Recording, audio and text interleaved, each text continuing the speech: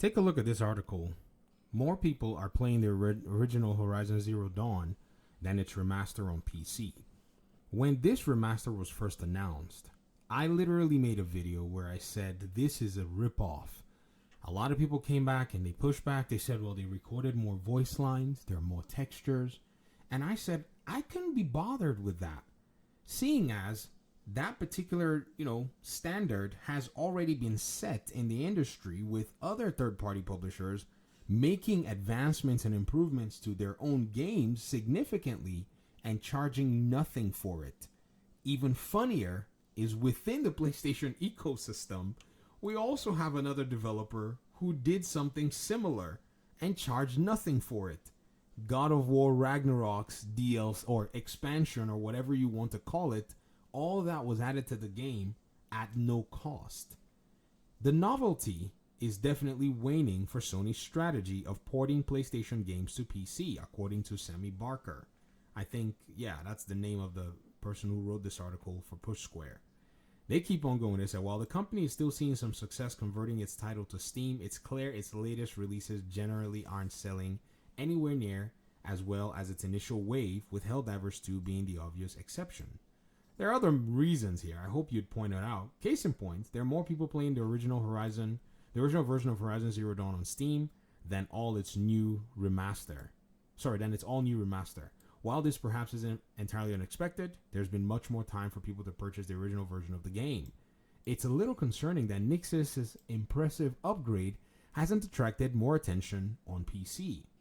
This is the fundamental problem when many PlayStation fans are so used to the shine on video games that somewhere, somehow, they equate it to the quality of the game or the likability or acceptance of the game.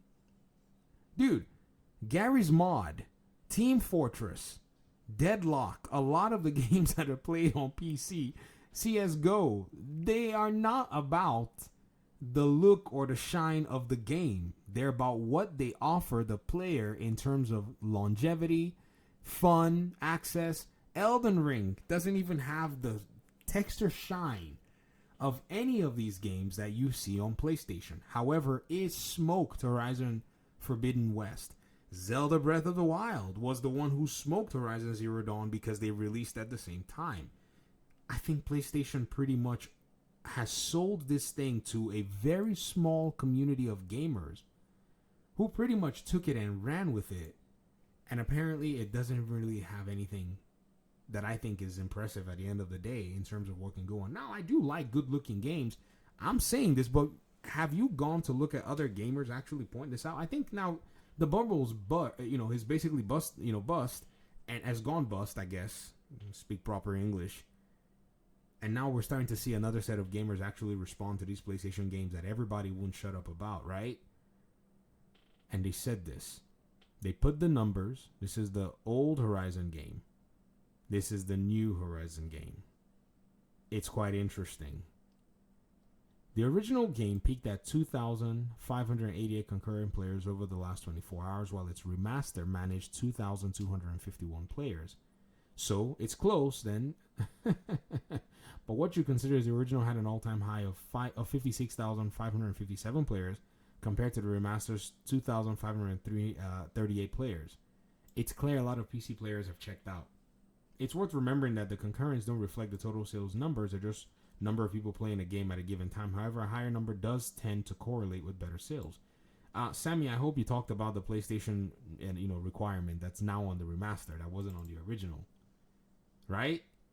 You did talk about that though, right? If you didn't talk about that, then maybe you play on the PlayStation, you don't really know how that actually translates to a lot of folk on the PC side, and I can tell you most of them do not want to deal with that at all. I've even seen some Steam users say, well, we have Microsoft accounts. Many Steam users use a computer, so they have dealings with Microsoft. Maybe, you wanted to get some Microsoft product or some Microsoft service, and you've probably, signed on before, with a Microsoft account, right? So you already had one. So when Microsoft said, hey, we need an account, you just went in and like, screw it. But with the PlayStation one, because they stayed on console so long, they never really did open their ecosystem. It's just slightly harder for people who want to actually deal with giving them any of their information at all. And I think that's exactly where the challenge is right now. It's simply the fact that nobody really wants to do that kind of business with PlayStation. Some people don't want to do anything and create a PlayStation, account because they're, adamant, or I guess I'll say apprehensive in a sense of PlayStation not being the best to basically handle your data. And this is also another challenge. Now, all kinds of different things. I'm not going to say, somebody's concerns should be belittled or whatever, right? But go ahead and look at the Horizon Zero Dawn games, right? When you look at it here on the Steam page, what you're going to see is, yeah, they'll give you the bundle for $49.99. But you then get 2 games inside of it. You get the remastered and you get the other game, right? If you have the base game, they're like, hey, why don't you buy an upgrade for $10? If you already have the base game. But then when you want to buy the remaster brand new, they're like, oh, give us your PlayStation Network account. They're increasing the barrier to play their own games. It's weird. It's almost as if they don't want sales. Has anybody ever seen anything like that? Somebody show up to a platform to sell games and then find a way to make sure they don't sell the games? This has got to be the most backward thing that I've ever seen in my life. I just don't understand it. Maybe it's just me, because every other game, like just imagine the best-selling games on Steam in 2023, right? What did those games have in common?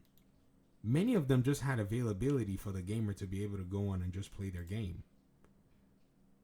Look at this. On the platinum list, you're going to see the platinum list just disappeared on me. That was weird. Oh, something went wrong. Okay, refresh. There we go. I mean, Hogwarts Legacy, not a sign in and for you to basically find. Now, yes, Call of Duty, they've now gone that route, right? Just look at some of the biggest games out here in terms of the single player titles. No one's asking you for a sign in. Fires of Rubicon, Armored Core, Red Dead Redemption, they want you to get a Rockstar account. They can pound sand. Elden Ring, not a sign in place. What is PlayStation's obsession with this PlayStation Network sign-in thing? Perhaps some of you that are talking about them doing the MAU thing, you're probably on the money. But anyways, I digress. Let me hear your thoughts in the comment section. I guess this article surprises no one, but it's interesting that it's actually written. Peace out.